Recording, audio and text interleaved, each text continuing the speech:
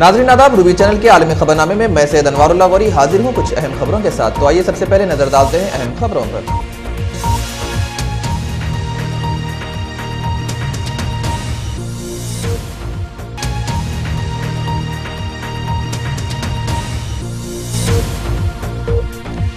बिहार में माओइस्टों के ऐलान पर बंद का मिला जुला रद्द अमल। बेशतर इलाकों में निजाम जिंदगी मुतासिर, कई देहात में काम काज ठप।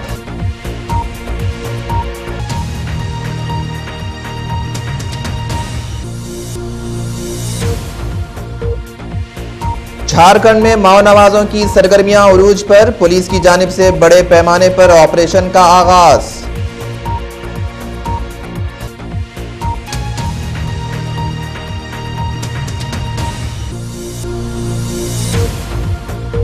नाइजीरिया में खूनी खेल, अंदरून 36 घंटों में 71 अफराद हलाक और मुतअद्दिद दीगर जख्मी।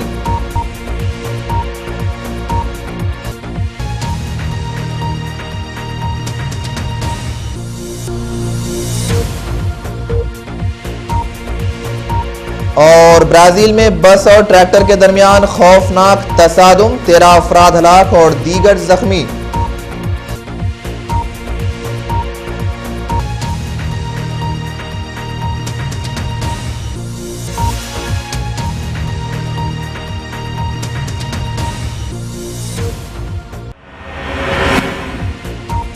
और अब खबरें तफसील से।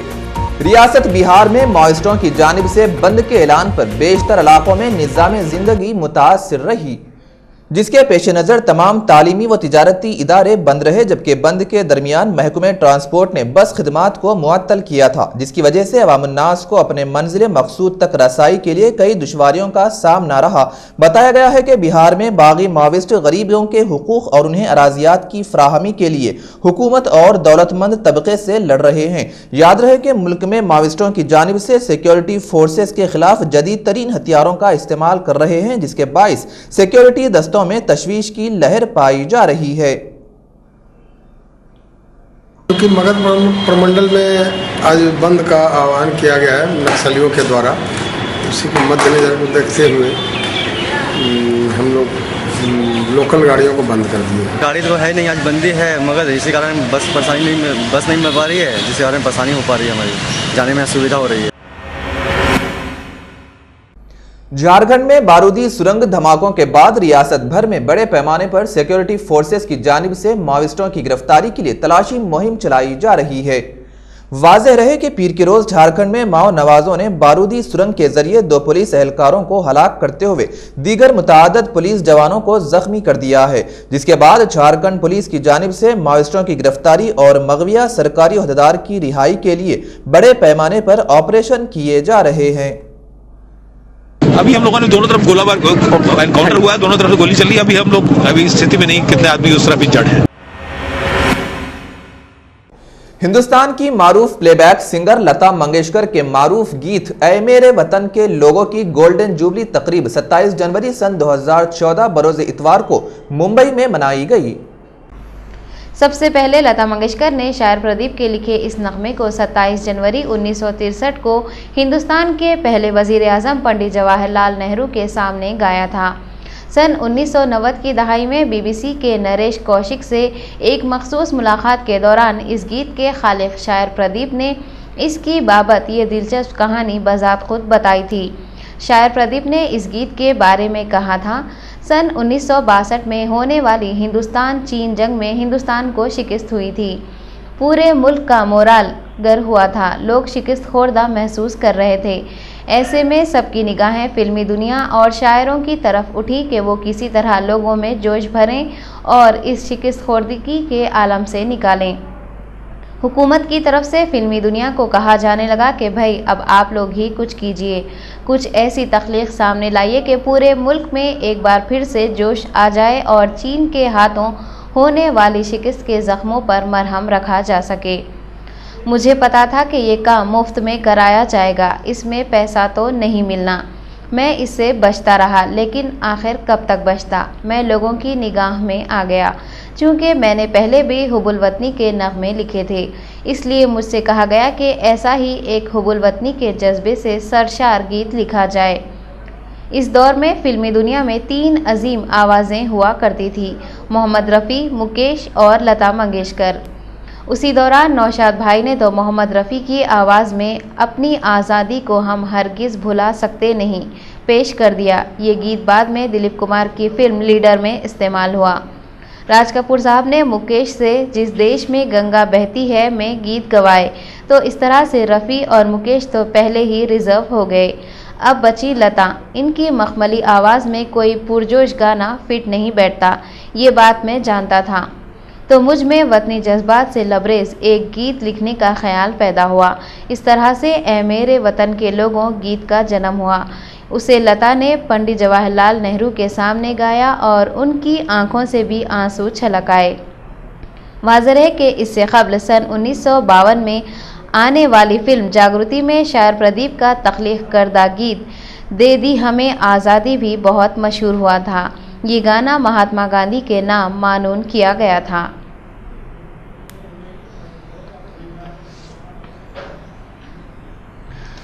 ऐ मेरे वतन के लोगों, जरा आँख में भर लो पानी, जो शहीद हुए हैं उनकी जरा याद करो कुर्बानी। आप भी गाइए। ऐ मेरे वतन के लोगों, जरा आँख में भर लो पानी, जो शहीद हुए हैं उनकी जरा याद करो कुर्बानी। तुम भूल न जाओ उनको, इसलिए कही ये कहानी, जो शहीद हुए हैं उनकी जरा याद करो कुर्बानी। जय हिंद की सेना, जय हिंद की सेना,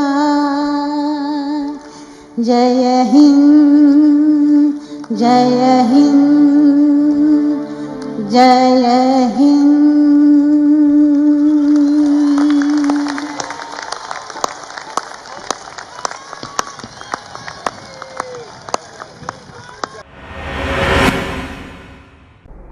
दिल्ली हाईकोर्ट ने कौमी राजधानी खित्ते में सर्दी से होने वाली अमवात को रोकने के लिए जरूरी इंतजामात के फुकदान पर दिल्ली हुकूमत की सरजनिश की है और 4 हफ्ते के अंदर जवाब तलब किया है। हाईकोर्ट ने सरकार के रवैये पर भी बरहमी का इजहार किया। अदालत ने राजधानी में नाइट शेल्टर के हालात सुधारने के लिए मुख्तलिफ एजेंसियों की मीटिंग न करने की नाकामी को भी तनकीद का निशाना बनाया। दूसरी तरफ रियासती हुकूमत ने अदालत को बताया कि हुकूमत दिल्ली पुलिस से बेहतर तालमेल के लिए बात कर रही है ताकि बेघरों की मदद के लिए कोई कदम उठाया जा सके। वाज़ेह है कि इससे क़ब्ल हाईकोर्ट ने आम आदमी पार्टी की हुकूमत को हिदायत दी थी कि बेघर अफराद को पनाह देने के ताल्लुक़ से वो अपनी पॉलिसी वज़ाह करे। मज़ीद बरां अदालत ने सरकार से ये भी कहा कि वो सर्दी से मरने वालों की तादाद के बारे में हलफनामा दाखिल करे। ह्यूमन चैन के general secretary doctor Khalid Mubashir ने कहा कि अब तक लोकसभा इंतखाबात में MMM यानी मास, मनी और मसल का दबदबा रहा है और इसी के साथ 4C यानी क्रिमिनलाइजेशन, बदउनवानी, कास्टिज़म और कॉमनलाइजेशन की बुनियाद पर वोटिंग होती है और उम्मीदवारों का इंतखाब होता है। अब इन चीज़ों को बदलना होगा। हमें ऐसे उम्मीदवारों को मुंतखब करना होगा जो न सिर्फ आम आदमी हो बल्कि हर वक्त वो आम आदमी के लिए खड़े भी हों। कांग्रेस जनरल सेक्रेटरी दिग्विजय सिंह मधुसूदन मेस्त्री समेत 5 उम्मीदवारों को राज्यसभा के लिए नामजद किया गया है। ताहम साबिक़ चीफ मिनिस्टर दिल्ली शीला दीक्षित के ताल्लुक से तजस्सुस बरकरार है। पार्टी ने हरियाणा और आसाम से उम्मीदवारों का अभी फैसला नहीं किया है। अगरचे शीला दीक्षित को हिमाचल प्रदेश, हरियाणा से नामजद करने की इतलात गश्त कर रही हैं, लेकिन पार्टी ने वी ठाकुर को हिमाचल प्रदेश से नामजद करने का ऐलान किया है। ज़राए के मुताबिक कांग्रेस हाईकमान शीला दीक्षित को राज्यसभा उम्मीदवार के तौर पर नामजद करने के हक़ में है, जिन्होंने 15 साल बहैसियत चीफ मिनिस्टर दिल्ली खिदमत अंजाम दी है। इस दौरान बीजेपी ने महाराष्ट्र से अपनी वाहिद राज्यसभा नशिस्त हलीफ आरपीआई लीडर राम ओस उटावले को पेश किया है। वाज़ेह है कि बीजेपी ने बाकी 5 उम्मीदवारों के नाम का भी ऐलान कर दिया है।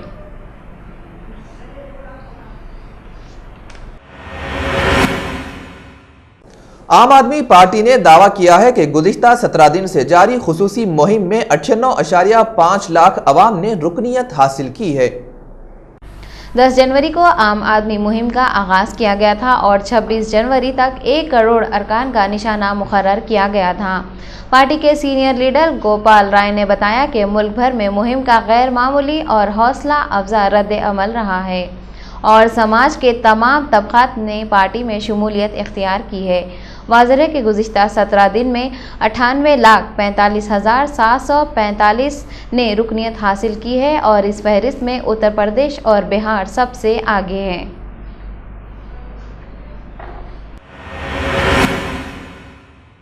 सदर कांग्रेस सोनिया गांधी के वकील रवीद बत्रा ने कहा है कि सोनिया गांधी सिखों के हुकूक के तहफ़्फ़ुज़ से मुताल्लिक़ ग्रुप की जानिब से उनके खिलाफ दायर किए गए इंसानी हुकूक की खिलाफ वर्जी के मुकदमे में बयान नहीं देंगी। अमरीकी तंजीम सिख फॉर जस्टिस की जानिब से मुतालबे का जवाब देते हुए सोनिया गांधी के वकील ने बताया कि मुवक्किला इस केस में बयान नहीं देंगी। SFJ के मुतालबे को मुस्तरद करते हुए बत्रा ने कहा कि ये एक मामूली बात है कि तंजीम गलत अवामी तौक़ात वाबस्ता कर रही हैं कि हिंदुस्तानी सियासी क़ायद इंसानी हुकूक़ की खिलाफ वर्जी से मुताल्लिक़ उनके खिलाफ दायर करदा मुकदमा जो 1984 के मुखालिफ सिख फसादात से ताल्लुक़ रखता है में बयान देंगी। उन्होंने मज़ीद कहा कि SFJ को 6 फरवरी तक वफाकी अदालत की जानिब से मोहलत दी गई कि वो इस बात की तहक़ीक़ात करे कि आया सोनिया गांधी 2 ta 9 सितंबर 2013 के दौरान शहर में मुक़ीम थी और इसकी मुखालिफत में दरख्वास्त दायर करें कि सोनिया गांधी पर सीमन की गैर मुनासिब अंदाज में तामील पर इंसानी हुकूक़ की खिलाफ वर्जी से मुताल्लिक़ मुकदमे को खारिज कर दें। सोनिया गांधी ने मुकदमे को खारिज करने उनकी दरख्वास्त की हिमायत में अमरीकी अदालत में 13 जनवरी को एक नया हलफनामा दाखिल किया है। सोनिया गांधी ने बताया कि वो 3 सितंबर ta 9 सितंबर 2013 के दौरान न्यूयॉर्क या अमेरिका में नहीं थी, बल्कि वो सेलोन कैटरिंग कैंसर सेंटर में तिब्बी इलाज के लिए शहर में मौजूद थी।